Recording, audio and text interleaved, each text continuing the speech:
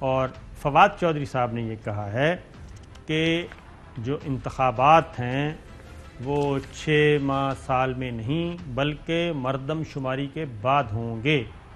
یہ ڈیسیژن ہے یا پھر حقیقت ہے؟ سنائیے گا جی ذرا شارٹ. 7ویں مردم شماری اس وقت اس کی منظوری کا مراحل جو ہیں وہ چل رہے ہیں. یہ بات طے ہے کہ اگلا الیکشن جو ہے وہ نئی مردم شماری اور پھر نئی حلقہ بندیوں کے تحت ہونا ہے. 45 دنوں کا یہ پروسیس ہوگا نئی مردم شماری کا یا 18 مہینے کا, اور اس کے بعد پھر اگلی حلقہ بندیاں جو ہیں وہ آئیں گی. بہت لوگوں کو مایوسی ہوگی جو کہہ رہے تھے شاید کہ اگلا الیکشن جو ہے وہ اس سال ہو جائے گا یا 6 مہینے بعد ہو جائے گا, لیکن الیکشن اصلاحات کرانی پڑیں گی الیکشن سے پہلے. جی چوہے صاحب. وہ 1.5 سال تو اس کے لیے چاہیے.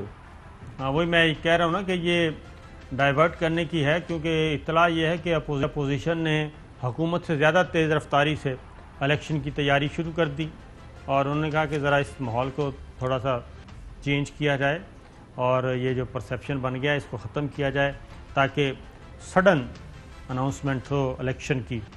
تو ایک اور بات بھی چوہے صاحب, وہ اس کے علاوہ آج کوئی سنا ہے کہ درمیان میں مصالحتی کوششیں شروع ہو گئی ہیں الیکشن کمیشن آف پاکستان اور حکومت کے درمیان کہ اس طریقے سے نہ لڑا جائے اور اپنے اپنی حدود میں رہ کے کام کیا جائے. پارلیمنٹ کا کام قانون سازی ہے, اس کو قانون سازی کرنے دیں. الیکشن کمیشن آف پاکستان کا کام انتخابات کروانا ہے, وہ انتخابات کروائے جو بھی اس وقت لا آف لینڈ ہو تو اس کے مطابق, تو ایک دوسرے کے معاملات میں مداخلت بند کریں. چودھری صاحب. بالکل ٹھیک ہے. اس پر یہ ہے کہ آج ایک اہم میٹنگ ہوئی ہے چیف الیکشن کمشنر اور کچھ اہم عہدوں پر فائز لوگوں کی. ابھی اس کا آؤٹ کم پتہ نہیں چلا. البتہ ایک بات بڑی واضح ہے کہ الیکشن کمیشن نے اور چیف الیکشن کمشنر راجہ اسکندر سلطان صاحب نے یہ فیصلہ کیا ہے کہ وزراء کے جو پریس کانفرنسوں کے ذریعے اور ٹاک شو کے ذریعے الزامات اور لمبی لمبی بلند بانگ دعوے اور وعدے اور اوٹ پٹانگ باتیں ہیں بقول ان کا کسی سطح پر کوئی جواب نہیں دیا جائے گا. الیکشن کمیشن ملک میں فری فیئر امپارشل الیکشن کرانے کے اپنے ٹاسک اور اپنے مینڈیٹ سے ادھر ادھر نہیں ہوگا. اگر ای وی ایم جو ہے وہ نافذ ہو گئی تو اس کے تحت ہوں گے, اور اوورسیز پاکستانیوں کے ہم نے وہ کہتے ہیں پہلے ہی پورا بنا کے دیا ہے. ایک اسپین کی فرم جو ہے وہ بیچ میں ڈال کے تو اس نے کوئی الٹ بال یہاں کئی چپو چل رہے ہیں. آئی کین ناٹ سے مور, لیکن یہ کہہ رہا ہوں کہ آج کچھ نہ کچھ وہاں پیش رفت ہوئی ہے, اور آج وزراء جو ہے اس طرح تم تراک یا اس طرح یعنی گفتگو جو ہے کوئی نیا شوشہ انہوں نے نہیں چھوڑا, اور یہ اچھی بات ہے. Election commission of Pakistan is under the constitution of Pakistan and government of Pakistan is duly elected government under the prime minister Imran Khan. بالکل ایسا ہی ہے.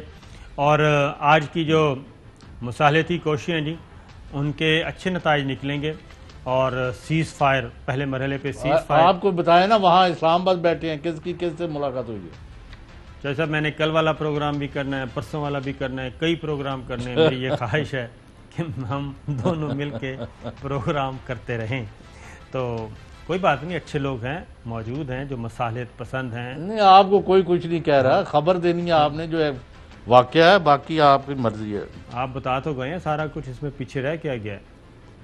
تو آپ نے اس خبر میں جملے کی بنتی ایسی کی ہے چوہے صاحب کہ وہ سب کچھ اس میں پتہ تھا.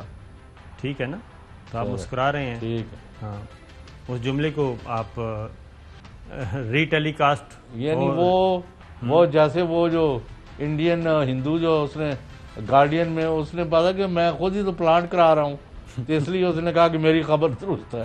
تو بعض چیزوں کو آپ کیونکہ سامنے آئی وٹنس ہوتے ہیں. بالکل, تو ایسا ہی ہے. اب یہ 7ویں مردم شماری والا معاملہ کر دیا ہے, اور جیسا آپ نے کہا مختلف قسم کے چپو چل رہے ہیں. تو آج قومی اسمبلی میں بھی شہباز شریف صاحب کا جو رویہ تھا وہ کافی مصالحانہ تھا, اور اب اپوزیشن کی طرف سے بھی آنے والے دنوں میں یہ آوازیں آنا شروع ہو جائیں گی کہ جو بھی ترامیم ہیں، جو بھی الیکشن ریفارمز ہیں، اس پہ ہمیں بیٹھ کے بات کرنی چاہیے، اور اس میں اپوزیشن بھی اپنا انپٹ دے گی اور اپنی تجاویز دے گی، اور اس کے بعد پھر پارلیمان اپنا کام کرے گی۔ احسن اقبال صاحب کا شہباز شریف صاحب کی ریٹ سے پہلے ایک اظہار خیال ہے، وہ سن لیں۔ ہماری یہ معلومات ہیں کہ اس کے پیچھے ایک نجی کمپنی کے ذریعے یہ مشینیں بنائی جا رہی ہیں جس کا دفتر دبئی کے اندر ہے، اور یہ تحقیقات ہونی چاہیے کہ اس کمپنی کا مالک کون ہے کہ جس کو یہاں پر چھپایا گیا ہے نسٹ کے اندر، وزارت سائنس کے اندر، لیکن اس کا دفتر جو ہے وہ دبئی کے اندر ہے۔ تو یہ سارا عمل نہایت مشکوک ہے۔ الیکٹرانک ووٹنگ مشین کا مطلب الیکٹرانک ریگنگ مشین ہے۔ الیکٹرانک ریگنگ مشین ہے تو احسن اقبال صاحب سے ہم کہیں گے کہ جو معلومات آپ کی نہ ہوں وہ بتا دیا کریں۔ ہم بھی باتیں کرتے رہتے ہیں، خبریں دیتے رہتے ہیں، اور ہمارے ہی دوست ہیں جاوید چودھری صاحب، ان کا کالم ہے، وہ آپ پڑھ کے سنا رہے تھے، تو اس لیے بتا دیا کریں کہ جناب یہ مستند خبر یہاں سے آئی ہے۔ آگے چوہے صاحب، یہ الیکٹرانک ووٹنگ نہیں مشین، تو پھر یہ دس دیں نا، جی میں کہتا ہوں کہ احسن اقبال صاحب یہ بھی فرما دیں کہ جو پچھلے جو ہیں وہ میں اپنا ایویڈنس سارا ان کے ساتھ شیئر کر لیتا ہوں، جی جتنی دھاندلیاں جتنے الیکشنوں میں ہوئی ہیں وہ مشینوں کی وجہ سے ہوئی ہیں۔ میرا خیال ہے کہ یہی وجہ ہے کہ یہی مجھے الیکشن کمیشن آف پاکستان پہ جو اعتراض ہے کہ اگر ای وی ایم ایک نیا طریقہ اختیار کیا جا رہا ہے تو اس کو میرٹ پہ دیکھیں اور اس کو امپلیمنٹ کرنے کی کوشش کریں، کیونکہ ماضی میں جتنے بھی الیکشن ہیں، اب تو وہ سابق ایڈیشنل سیکرٹری بھی کہہ چکے ہیں الیکشن کمیشن کے، اور اس میں ہم خود جانتے ہیں کہ کیسے راتوں رات کہاں سے کیسے کیا پیغام آیا اور کس طریقے سے تبدیل کیے جاتے ہیں۔ تو اعتزاز احسن صاحب کی بات کل بہت وہ پتہ کی بات کر رہے تھے، ہر حلقے میں چودھری صاحب یہ جو اب کر رہے ہیں نا احتجاج کہ جی ووٹر لسٹوں کا معاملہ الیکشن کمیشن سے لے کے نادرا کو نہ دیا جائے، اس کی وجہ یہ ہے کہ نادرا اس کو ویریفائی کرنا چاہ رہی ہے کہ جو ادھر ان کے پاس ووٹرز لسٹیں ہیں ان میں کئی مرحوم ہو چکے ہیں، تو جب تک نادرا اور الیکشن کمیشن مل کے یہ کام نہیں کریں گے، ویریفیکیشن نہیں ہوگی، تو ووٹر لسٹیں کیسے کلیئر ہوں گی؟ آپ کو بھی پتہ ہے، مجھے بھی پتہ ہے، گاؤں میں چلے جائیں، محلوں میں چلے جائیں، ووٹ بنائے ہوئے ہیں، مرحومین چل رہے ہیں، ان کے شناختی کارڈ لیے جاتے ہیں اور ووٹ ڈال دیے جاتے ہیں، بوگس ووٹ ہیں، ایک ووٹ 3 حلقوں میں ہیں، وہ ایک آدمی ایک حلقے سے نکلتا ہے، خواجہ سعد رفیق کے حلقے سے نکلا، شفقت محمود صاحب کے حلقے میں چلا گیا، وہاں سے نکلا وہ ڈاکٹر یاسمین کے حلقے میں چلا گیا۔ اس طرح تو یہ سارا کچھ ہو رہا ہے۔ اگر یہ نادرا کی بھی انوالومنٹ ہو جائے اور وہ ویریفائی کرے تو وہ فوراً پتہ چل جائے گا۔ تو صاحب اس میں کیا حرج ہے؟ دو چیزیں، ایک تو ویریفائیڈ ہوں لسٹیں، دو ساریاں پارٹی وہاں بیٹھیں، فرشتیں دیکھیں، ووٹرز کو کریں، بھائی ہر محلے میں ہر بندے کو پتہ کہ کون کیا ہے، ان کو انوالو کریں لوگوں کو۔ نمبر 2، میں تو یہ کہتا ہوں کہ آپ کو ووٹ ڈالنا مسٹ قرار دیں، لازمی کریں کہ جو بھی ووٹر ہے وہ بغیر کسی جواز کے، کوئی ایسا ہو بیمار ہے، کوئی کچھ مسئلہ ہے یا ملک سے باہر چلا گیا یا کچھ ہو گیا تو وہ نہیں دے سکتا، تو ایک علیحدہ بات ہے، ورنہ آپ ہر ایک پر مینڈیٹری کریں کہ وہ ووٹ ڈالے، تو یہ بہت ضروری ہے۔ اور ویسے الیکشن کمیشن کا کام ہے فری فیئر امپارشل قابل قبول الیکشن کرانا، جی ہاں، اس کے ای وی ایم سے ہوتے ہیں تو اس سے کرائیں، اور ان کے پاس کوئی اور سپیریئر طریقہ ہے تو وہ بتا دیں، but I don't think so, they do not want, election commission does not want any confrontation with the government in office. بالکل ٹھیک ہے۔